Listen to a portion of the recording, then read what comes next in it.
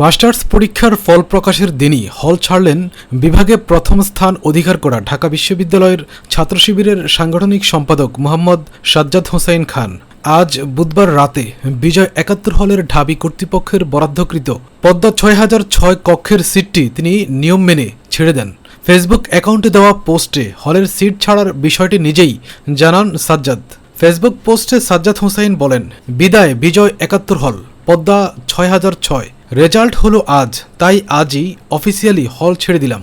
হলে উঠেছিলাম ২০২৪-এ জুলাই গণ অভ্যুত্থানের পরে, আর আজ হল জীবন শেষ করলাম। তিনি বলেন, ঢাকা বিশ্ববিদ্যালয়ের সবচেয়ে বড় সমস্যা হলো সিট সমস্যা। এই সিট সমস্যাকে পুঁজি করেই ক্ষমতাসীন দল জন্ম দেয় গণরুম, গেস্ট রুম। তাই ইসলামী ছাত্র শিবিরের জায়গা থেকে শিক্ষার্থীদের প্রতি আমাদের প্রতিশ্রুতি ও অঙ্গীকার হচ্ছে সিট সমস্যা সমাধান করা, আর এর জন্য প্রয়োজন হলে থাকবে কেবল নিয়মিত শিক্ষার্থীরাই। এই নীতিমালার শতভাগ নিশ্চিত করা। আজ বুধবার ঢাকা বিশ্ববিদ্যালয়ের আরবি বিভাগের মাস্টার্স পরীক্ষার ফলাফল প্রকাশিত হয়। এতে সিজিপিএ 4-এর মধ্যে 4 পেয়ে প্রথম হয়েছেন ঢাবি শাখার ইসলামী ছাত্র শিবিরের এই নেতা। এর আগে আরবি বিভাগের অনার্স পরীক্ষায় বিভাগে প্রথম হয়েছিলেন তিনি। জানা যায়, ঢাবি ছাত্র শিবির নেতা মোহাম্মদ সাজ্জাদ হোসাইন খান নরসিংদী জেলার শিবপুর উপজেলায় ২০০০ সালে জন্মগ্রহণ করেন। তিনি বর্তমানে গাজীপুরের টঙ্গীতে বসবাস করছেন।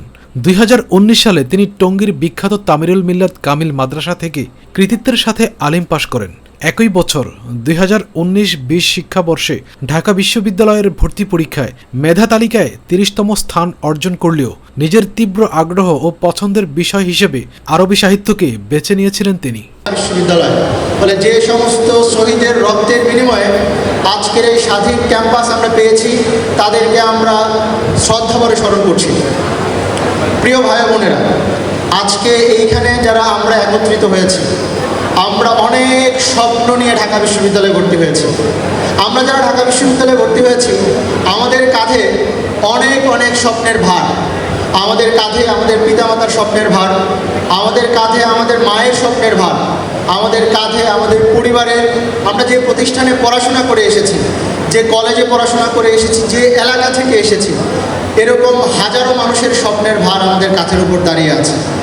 আর পৃথিবীতে সবচাইতে ভারী হচ্ছে স্বপ্নের বোঝা। আমি আবারও বলছি, পৃথিবীতে সবচাইতে ভারী হচ্ছে স্বপ্নের বোঝা। বলে এই স্বপ্ন নিয়ে আমরা ঢাকা বিশ্ববিদ্যালয়ে এসেছি। কিন্তু এই যে আগামী 5 বছর 4 বছর আমাদের ঢাকা বিশ্ববিদ্যালয়ের জার্নি, আমরা দেখি কিছু ভাই বোন তাদের স্বপ্নের দিকে এগিয়ে যান, স্বপ্নের পিছনে তারা দৌড়ান। বিপরীতক্রমে এমন কিছু শিক্ষার্থীও আছে এই ক্যাম্পাসে এসে তারা তাদের স্বপ্ন থেকে ছিটকে পড়ে। শুধু তাই নয়, তারা তো নিজেরা নিজেদের স্বপ্ন থেকে ছিটকে পড়েও তারা আর যে সমস্ত শিক্ষার্থীরা স্বপ্ন দেখতে পছন্দ করে তাদের স্বপ্নের উপরও থাবা মারে। আমরা দেখেছি এই বিশ্ববিদ্যালয়ের কিছু শিক্ষার্থীরা ইতিপূর্বে গেস্ট রুম গণরুমের কালচার চালু করেছিল। এই বিশ্ববিদ্যালয়ের কিছু শিক্ষার্থী, আমার আপনার ছোটো ভাই বড় ভাইরাই বিভিন্ন জায়গায় চাঁদাবাজি, গাঁজাবাজি, নানা ধরনের অশ্লীল কর্মকাণ্ডে লিপ্ত। ফলে দুর্ভাগ্যজনকভাবে কিছু ভাইয়েরা বোনেরা যে স্বপ্ন নিয়ে আসেন, সেই স্বপ্ন শেষ পর্যন্ত লাস্টিং হয় না। আমরা বাংলাদেশ ইসলামী ছাত্র শিবিরের জায়গা থেকে বলতে চাই, আপনারা যে স্বপ্ন নিয়ে ঢাকা বিশ্ববিদ্যালয়ে এসেছেন, আমরা ছাত্র শিবিরের জায়গা থেকে আপনাদের সেই স্বপ্নের সাথী হতে চাই।